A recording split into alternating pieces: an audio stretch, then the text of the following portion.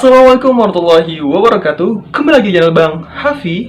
Oke, di sini di video kali ini akan ada satu video yang berbeda dari video-video yang lainnya. Karena di sini saya akan mengupload satu video tentang proses konseling individual. Yang mana video ini atau proses konseling individual ini bertujuan untuk memenuhi salah satu tugas mata kuliah ujian akhir semester dari mata kuliah mikro konseling. Yang mana mata kuliah ini diampu oleh dua orang wanita yang cantik luar biasa, sungguh menawan dan wow banget gitu loh. Yaitu ada ibu dan ibu. Dua ibu-ibu ya. Ada ibu Nina dan ibu Eklis. Jadi di video kali ini, pada proses konseling kali ini, saya mendapat pendekatan behavioral. Nah, nanti dalam proses konseling nanti, saya akan menggunakan pendekatan behavioral dengan menggunakan teknik, kira-kira teknik apa ya? Pastinya teknik dalam konseling. Nanti kalau penasaran, dan kalian pasti penasaran, teknik apa yang akan saya berikan kepada konseli saya nanti, dan apakah konseli saya nanti itu cantik, manis, atau imut? Entahlah. Buat kalian yang penasaran, buat kalian yang gak sabar lihat proses konselingnya, silahkan pantengin terus channel ini. Dan inilah videonya.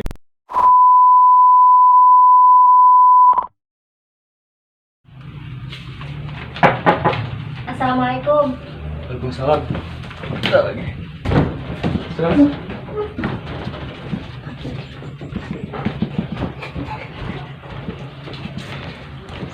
Oke, silakan duduk.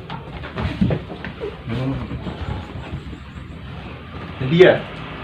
Oke, Nadia. Iya kak. Kalau nggak salah temannya keponakan aku ya? Namanya siapa kak? Nisa. Iya. Berarti satu kelas sama Nisa? Iya, dia teman akrab. Berarti anaknya sama satu juga? Oh, kakak juga alumni sana loh? Oh. Kalau nggak salah angkatan 2016-2017 kemarin tuh di SMA sana. Berarti sekarang kelas berapa kalau boleh tahu? Kelas 11. Kelas 11 atau kelas 2 SMA ya? Iya. Oke. Kalau nggak salah, ini dia yang dulu tuh terkenal pintar tuh ya di kelas. Jadi malu. Soalnya banyak teman-teman angkatan kakak dulu tuh yang katanya ngefans sama Nadia loh. Ya pintar, cantik, sesuai deh gitu ya. Oke. Kira-kira kemarin tahu dari mana kalau kakak ini anak BK juga? Dari Nisa kak. Oh, dari Nisa. Berarti Nisa yang kita bawa kakak BK juga ya? Iya. Jadi memang kakak anak BK di ULM. Sekarang sudah semester 6. Alhamdulillah semester 6. Nah, jadi gimana sekolahnya? Masih aktif atau gimana? Masih aktif, cuma belajar di rumah. Belajar di rumah? Oh, iya ya, gara-gara apa ini? COVID-19 ini ya? Iya. Jadi gimana? Sistem belajarnya tuh online semua atau? Iya, sistem online. Jadi bisa jadi gurunya tuh bikin grup WA, WhatsApp, atau lewat aplikasi Google Classroom. Oh, jadi juga sudah pakai aplikasi itu juga ya? Iya. Jadi sama kayak kami pun juga sering pakai itu dan juga boros kuota. Iya. Oke, berarti uang jajan yang bisa dipakai buat jajan diganti buat beli kuota gitu ya? Iya, seperti itu. Potong dong, nggak ada duit jajan lagi ya? Sama, kakak juga gitu sekarang. Kalau boleh tahu kegiatan di sekolah biasanya tuh apa aja ya? Jadi kegiatan di sekolah biasanya tuh belajar kan, pasti itu kan belajar. Sama Nadia tuh banyak sekali mengikuti ekstrakurikuler seperti pramuka, paskibra, PNR. Oh, berarti tergolong siswa yang aktif juga ya di sekolah? Iya. Terus berarti selama sekolah ini dari kelas berapa kalau boleh tahu sudah mulai mengikuti OSIS, PMR dan kegiatan itu? Baru kelas 2. Oh, baru kelas 2. Berarti atau juga kelas 11. Oke, berarti sudah sekitar 1 semester ya sudah mengikuti kegiatan tersebut. Iya. Oke. Mungkin di sini kakak bisa merasakan, mungkin ada yang ingin kamu sampaikan nanti ke kakak. dengan satu hal. Tapi sebelum kita lanjut, di sini kakak ingin menawarkan satu teknik dalam konseling atau dalam layanan dalam konseling, bimbingan konseling itu yang namanya konseling individual. Sebenarnya pernah dengar apa itu konseling individual? Belum pernah. Tapi di sekolah ada guru BK kan? Ada. Oke. Nah, jadi di sini kakak ingin menjelaskan dulu apa itu konseling individual.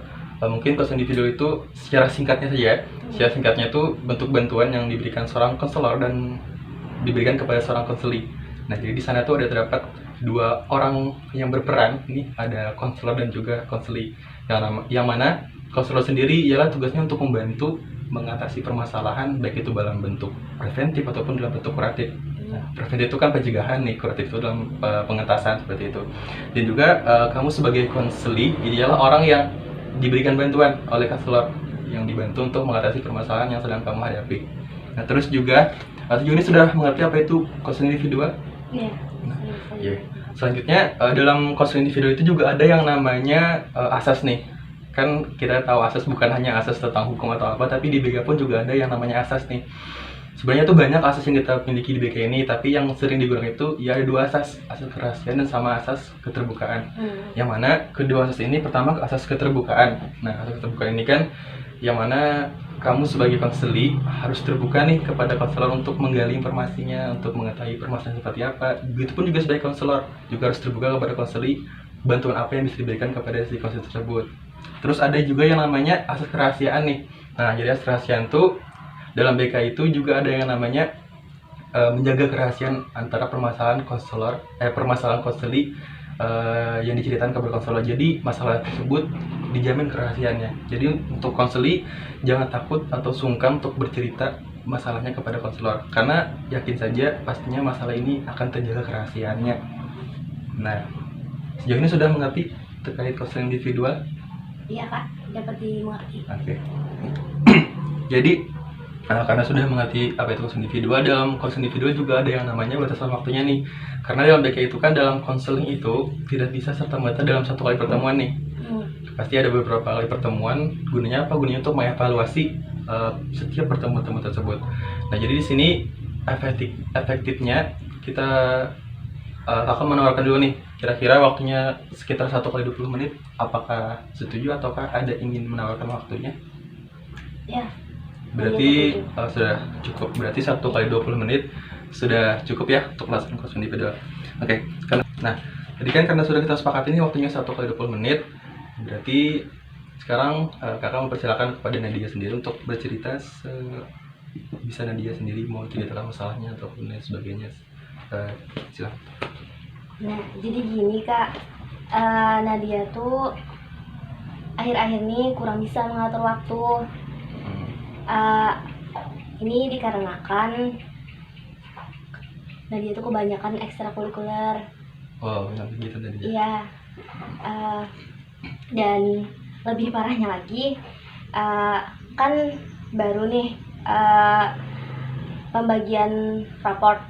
Ternyata peringkat Nadia menurun. Oh, okay. Asalnya tuh peringkat 1, sekarang jadi peringkat 4. Oke. Berarti di sini yang bisa kakak dapat tuh masalahnya Nadia tuh awalnya kan aktif sekali organisasi.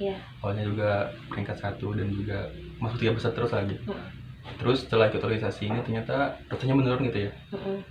Kalau boleh tahu nih, atas dorongan siapa Nadia ikut organisasi, apakah dari sendiri ataukah dari keluarga ataukah dari sekolah yang meminta Nadia? Dari diri Nadia sendiri. Berarti memang dari keinginan sendiri. Iya. Tentunya karena kita yang namanya keinginan sendiri harusnya menanggung konsekuensinya sendiri gitu ya. Oke. Jadi di sini Nadia pun sudah menyadari nih bahwa Nadia mengalami penurunan dalam segi prestasinya. Iya. Dikarenakan yang apa tadi kebanyakan organisasi. Oke. Kalau boleh tahu, memang berapa banyak tadi organisasi yang Nadia lakukan di sekolah? Ada 3. Ada 3 organisasi. Oke. Apa aja kalau boleh tahu? Paskib, PMR, sama Pramuka. Oh, berarti semua ekstrakurikuler diikuti di sekolah gitu? Hampir semua. Okay. Memang tergolong anak yang aktif seperti itu. Oke. Melihat berarti di sini kalian bisa simpulkan sekali lagi bahwa Nadia mengalami permasalahan dalam pengaturan waktu nih antara kegiatan belajar sama kegiatan organisasi. Iya. Yang mana mengakibatkan Nadia sendiri mengalami penurunan dalam segi prestasinya. Seperti itu. Oke. Dan di sini karena kakak melihat permasalahannya seperti itu, di sini kakak menggunakan satu teknik nih dalam konseling individual, yaitu yang namanya teknik self management. Sebelumnya sudah pernah dengar apa itu teknik self management? Belum pernah. Belum pernah. Jadi itu kan bahasa Inggris nih. Dari segi bahasanya sendiri, self itu kan diri, dan manajemen itu membagi waktu. Jadi mengatur atau membagi. Jadi dapat kita simpulkan dalam segi bahasa secara sederhananya, self management sendiri adalah mengatur diri kamu sendiri, memanage diri kamu sendiri. Nah, berarti itu. Sebelumnya bersediakah Nadia untuk melaksanakan teknik tersebut, ataukah ada yang menaruhkan teknik yang lain? Bersedia.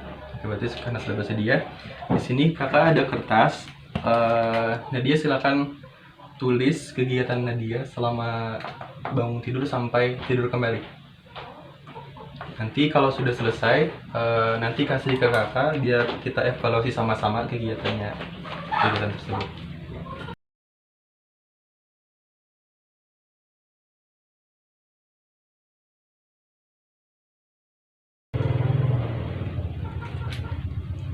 Oke, sudah.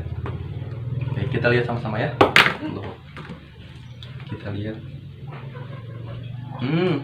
Oh, ternyata intensitas kamu belajar lebih sedikit ya daripada kegiatan organisasi. Di sini tertulis kamu coba belajar 1 jam dalam sehari. Iya. Sedangkan organisasi itu kamu menguras waktu sekitar satu organisasi nih. Kamu menguras waktu sekitar 1 jam. Berarti dalam sehari itu misalnya ada 3 organisasi, berarti ada 3 jam kamu gunakan untuk organisasi. Berarti alangkah baiknya coba kamu atur kembali.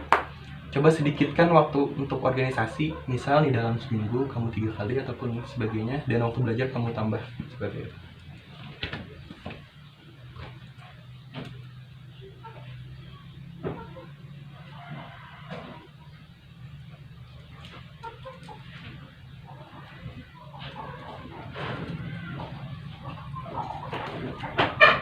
Oke. Nah, sudah lumayan lebih baik dari yang tadi. Tadi kan kamu dalam 1 minggu nih ada sekitar menguras waktu dalam seminggu itu sekitar 5 kali organisasi yang diikuti kan, dan belajar cuma 1 jam dalam sehari. Nah, sekarang kan sudah cukup nih, sudah dikurangi dalam seminggu kamu cuma ikut sekitar 3 organisasi. Sebenarnya tidak terlalu banyak dibandingkan yang sebelumnya tadi. Jadi karena ini sudah cukup baik, di sini silakan simpan dulu judulnya. Di sini kakak mau menawarkan satu teknik lagi, yaitu yang namanya reinforcement dan punishment. Sudah tahu apa itu? Nah, jadi reinforcement itu penguatan, dan juga punishment itu hukuman, seperti itu. Nah, jadi jadwal ini nantinya jika di rumah, di sini kita sepakati dulu nih, kalau di rumah kira-kira siapa yang menjadi pemantau atau pembimbing Nadia di sana? Apakah adik, kakak, ataupun orang tua? Kakak, berarti kakak ya berarti nanti kalau di rumah yang membantu Nadia untuk mengatur jadwal itu ialah kakak. Yang memantau terlaksana tidaknya jadwal itu adalah kakak ya. Tapi kalau di sekolah kira-kira siapa? Nisa berarti kamu kakak ya? Oke, berarti nanti Nisa teman kamu sendiri yang akan membantu kamu untuk memantau kegiatan jadwal kamu sendiri. Nah, kenapa harus ada memantau? Karena di sini kita akan sepakati.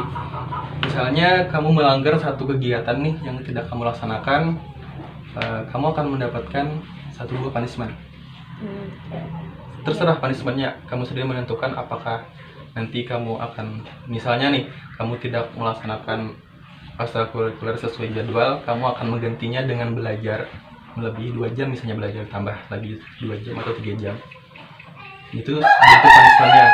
Atau misal kamu melanggar, akan diberi satu bentuk, misalnya kamu melanggar satu jadwal, kamu akan membayar 15.000 misalnya nih untuk kamu sendiri.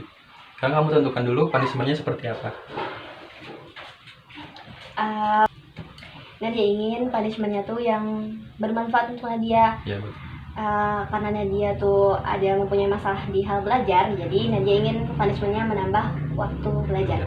Berarti setelah kita sepakati ya, karena Nadia tadi sudah menyebutkan sendiri kalau Nadia melanggar satu jadwal yang sudah berlainan dengan jadwal yang ada, maka akan diganti dengan belajar atau menambah waktu belajar sebagai bentuk punishment-nya ya. Iya. Oke. Dan juga sebagai bentuk rewardnya, kira-kira apa yang ingin Nadia dapatkan kalau bisa menyelesaikan semua ini? Rewardnya apa ya? Misal mau liburan ke Bali, liburan ke mana gitu. Terserah. Rewardnya makan-makan. Makan-makan. Berarti kita simpulkan lagi nih. Berarti nanti Nadia kalau sudah berhasil nih menyelesaikan semua kegiatan ini dalam 1 minggu, berarti Nadia berhak untuk makan-makan sepuasnya. Seperti itu ya? Iya. Oke. Nah, berdasarkan tadi kita kegiatan konseling tadi dari awal sampai sekarang ini, kira-kira apa sih yang bisa Nadia simpulkan dari kegiatan kita tadi? Ya, dari awal sampai akhir kegiatan kita tadi Kak, yang bisa Nadia simpulkan adalah dalam mengatur diri itu perlu adanya pengontrolan waktu yang baik. Betul banget. Pengontrolan waktu yang baik itu tentu saja perlu pemantauan dari orang lain. Terus bisa juga ditambahkan dengan reward dan and punishment. Betul banget. Jadi betul banget tadi yang Nadia simpulkan bahwa memang dalam Nadia dalam penjadwalan tentunya perlu orang yang memantau tadi kan ya, dan juga perlu yang namanya punishment dan reward. Gunanya apa? Gunanya untuk sebagai motivasi Nadia untuk melaksanakan hal tersebut. Oke, sekarang jadwalnya silakan Nadia simpan, silakan laksanakan dalam 1 minggu ke depan. Apakah akan berhasil atau tidak, nanti kita akan ketemu lagi minggu depan di waktu yang tepat yang sama. Karena berhubung waktu sudah cukup dan sudah mencapai 20 menit, kita akhiri konseling kali ini ya. Sampai jumpa minggu depan. Semoga tidak ada halangan yang menghalangi kita bertemu kembali. Sampai jumpa minggu depan. Terima kasih. Assalamualaikum warahmatullahi wabarakatuh.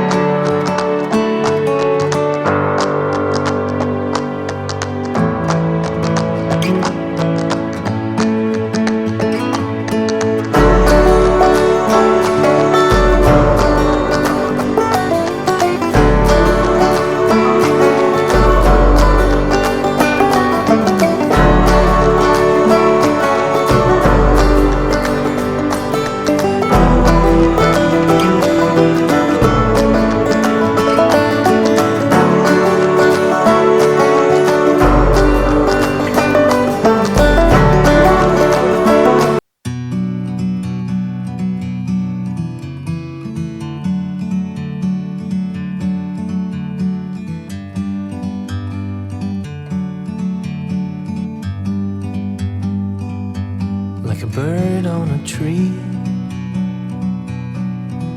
I'm just sitting here. I got time, it's clear to see. From up here, the world seems small. We can sit together. It's so beautiful, you and me. We meant to be in the great outdoors, forever free.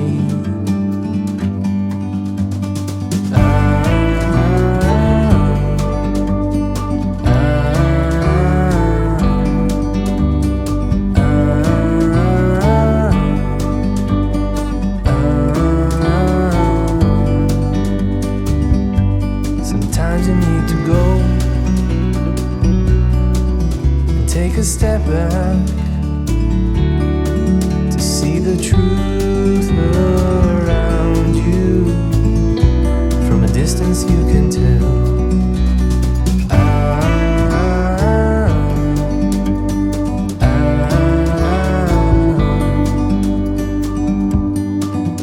You and me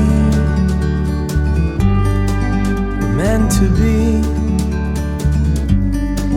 in the great outdoors,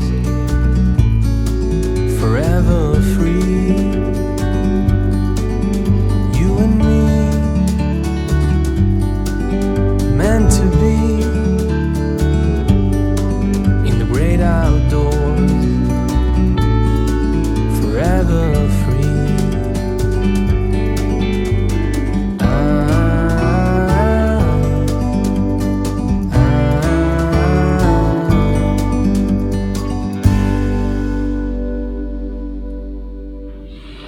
Assalamualaikum. Tukang hilang suara dah.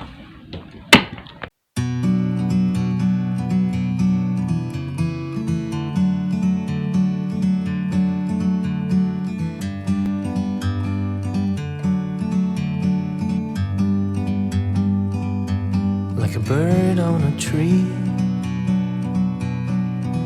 I'm just sitting here. I got time, it's clear to see. From up here,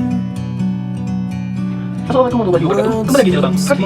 Jadi di sini akan ada satu video yang we can sit together. It's so beautiful, you and me. We meant to be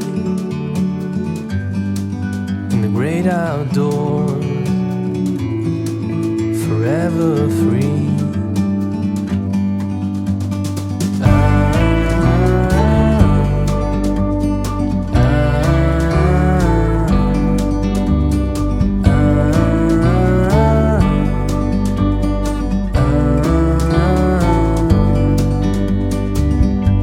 Sometimes you need to go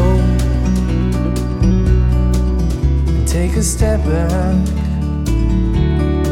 to see the truth around you. From a distance you can tell.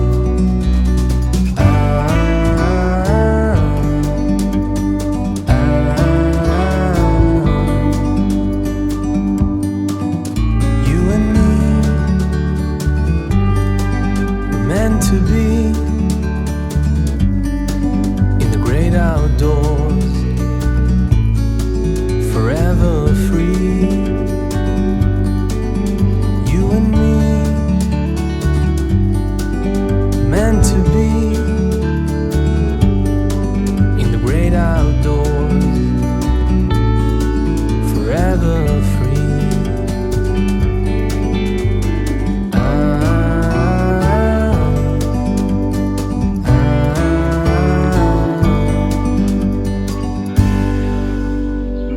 kabus loh. Gara-gara tangan gue.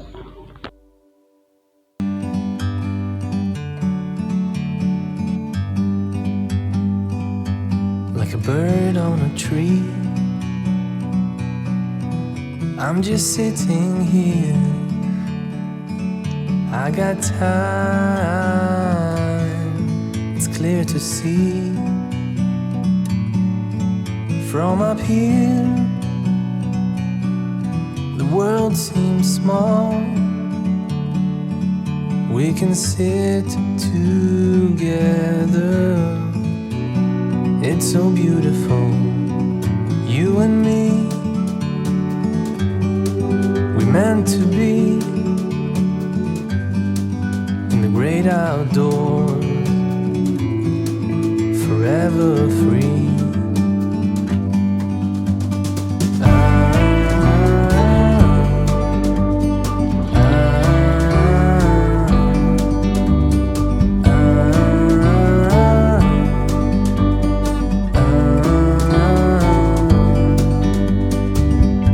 Sometimes you need to go and take a step back to see the truth around you. From a distance you can tell.